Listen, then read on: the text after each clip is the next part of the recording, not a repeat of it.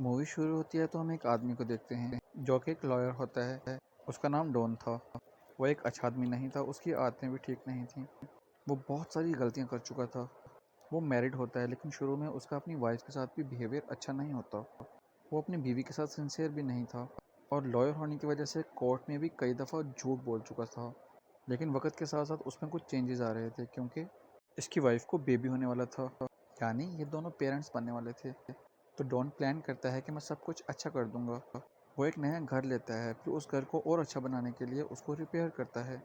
उसके पास एक डॉग भी होता है, वो भी वहाँ पर उसके साथ आया था। वो घर अंदर से काफ़ी टूटा फूटा था और कुछ पुराना लग रहा था। डॉन का डॉग ऊपर एक फ्लोर पे जाता है और एक अंधेरे कमरे के सामने बैठ जाता है। वहाँ पर कोई उसके सामने एक बॉल फेंकता है, उसको समझ जाता है कि उसके सामने कोई है। दूसरी तरफ डॉन अपने घर की सारी सफाई कर रहा होता है। ऐसा सामान जो घर में फालतू होता है वो उसको बाहर निकाल रहा होता है और तभी उसको दीवार पर कुछ काला सा नजर आता है।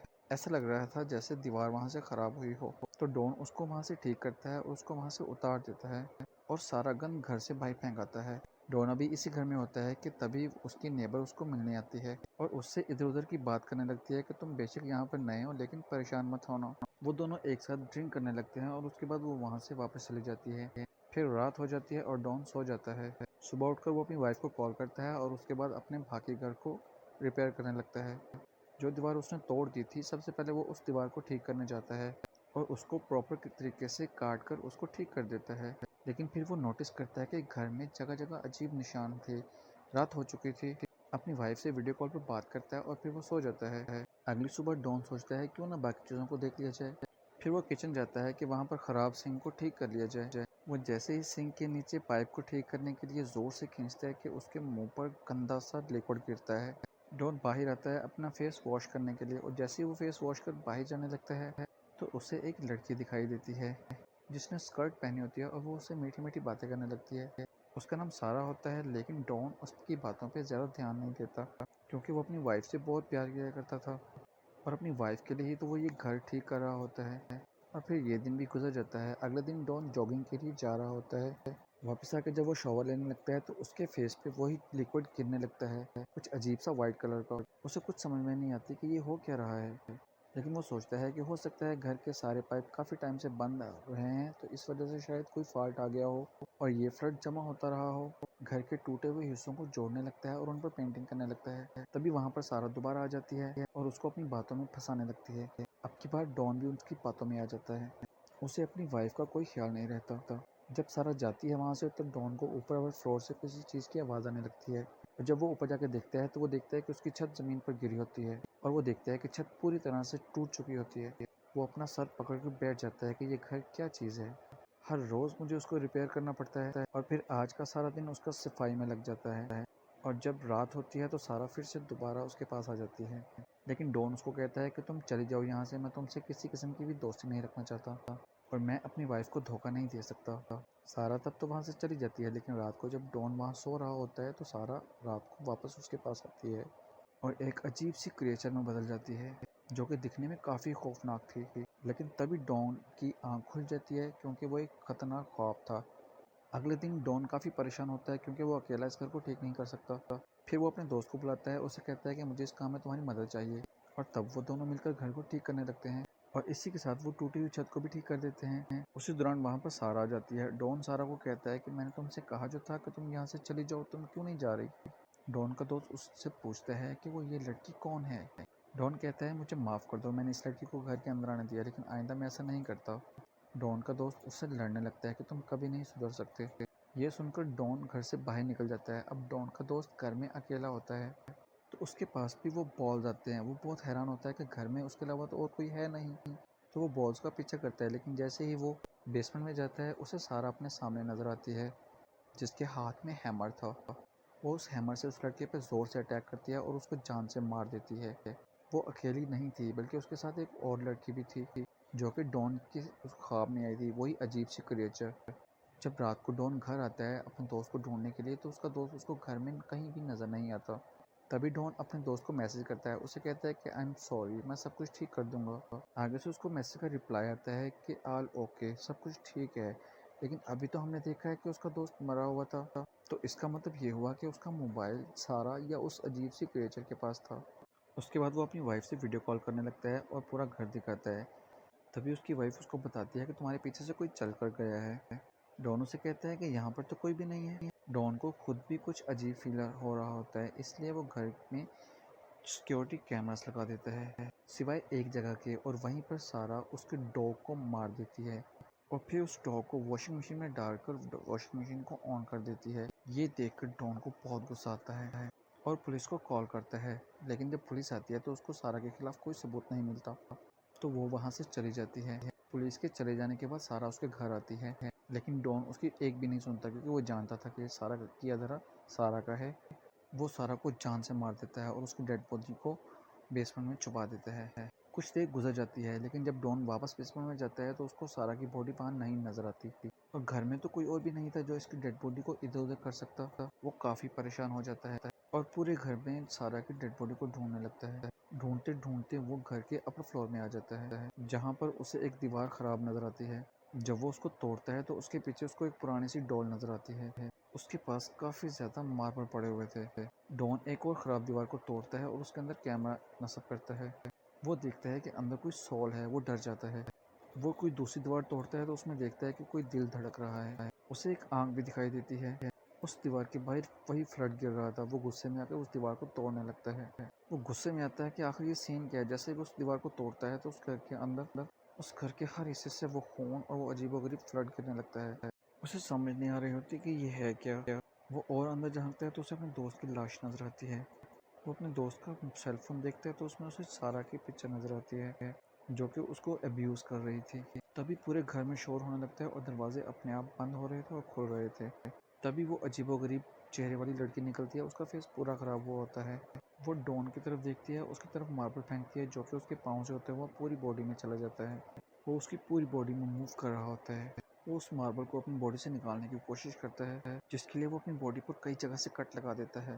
लेकिन वो लड़की उसकी बॉडी में और कहीं ज़्यादा मार्बल डाल देती है और बहुत ज़्यादा खून बह जाने की वजह से डॉन की उसी जगह पर मौत वाक़ हो जाती है। अगले दिन हम देखते हैं कि डॉन की वाइफ वहाँ पर आती है जो कि अपने हस्बैंड को सरप्राइज़ देना चाहती है क्योंकि उनका बेबी भी तो होने वाला था। लेकिन उसको अपना हस्बैंड और डॉग कहीं पर दिखाई नहीं देता था। लेकिन वो ये समझ रही होती है कि हो सकता है उसके हस्बैंड और डॉग घर से बाहर गए हों। तभी वो घर में लगी हुई कुछ पुरानी चीज़ें देख रही होती है। तभी उसे वहाँ पर एक पुराना सा न्यूज़पेपर नज़र आता है जिसमें किसी लड़की की डेथ के बारे में लिखा होता है। तभी वो घर की बेसमेंट में चेक करने जाती है क्योंकि वो घर को एक्सप्लोर कर रही थी। लेकिन उस बेसमेंट में बहुत ज़्यादा मार्बल्स होते हैं।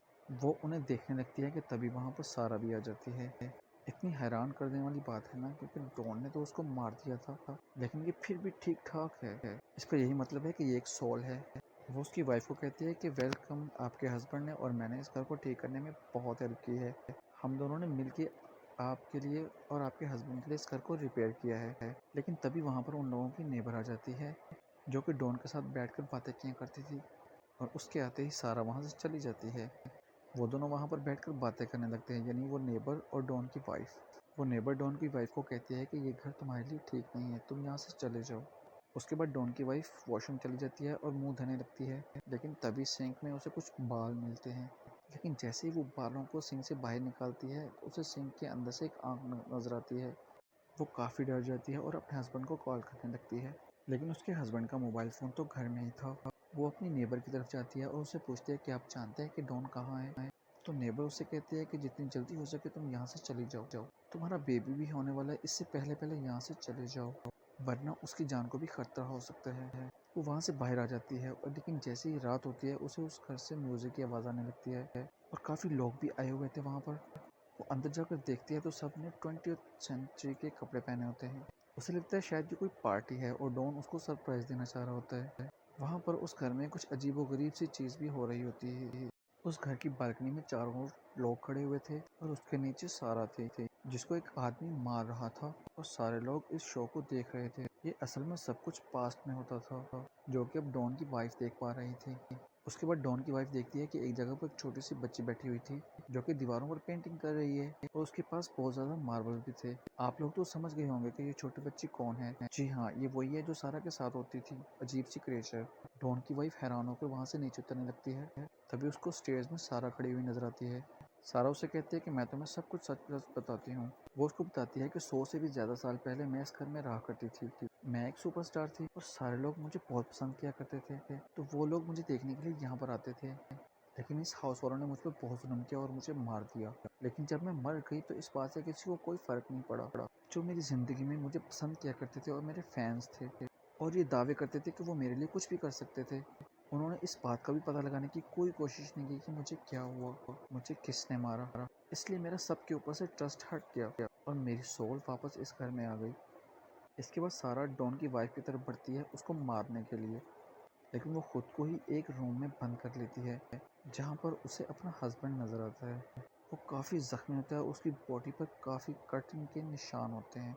तो सारा डॉन की वाइफ से कहती है कि घबराओ नहीं, ये मैं ही हूँ, ये मेरा ही जिस्म है। वो उसे कहती है कि तुम्हारा हस्बैंड भी बाकी लोगों जैसा है, सब मर्दों जैसा, जो इसने मुझ पर जुल्म किया है, इस हाउस के ऑनर जैसा। मुझे किसी मर्द पे यकीन नहीं, इसलिए मैंने तुम्हारे शोहर को भी मार दिया। डॉन की वाइफ वहाँ पर खड़ी हुई काफ़ी डर रही होती है। तभी उसके पीछे उस छोटी बच्ची की भी सोल आ जाती है जिसका फेस काफ़ी ख़राब था और उसके साथ ये जुल्म वही हाउस ओनर ने किया था। डॉन की वाइफ जैसे तैसे करके वहाँ से बाहर आ जाती है।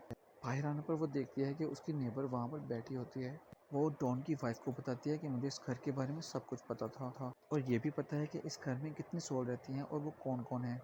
डॉन की वाइफ उससे कहती है कि आपने मुझसे पहले क्यों नहीं बताया ये सब, आपने असल बात क्यों नहीं बताई मुझे।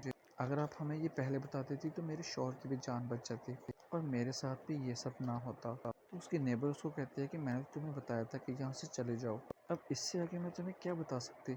जब तुम लोगों ने मेरी बात ही नहीं सुनी तो अब मुझे कसूरवार मत ठहराओ।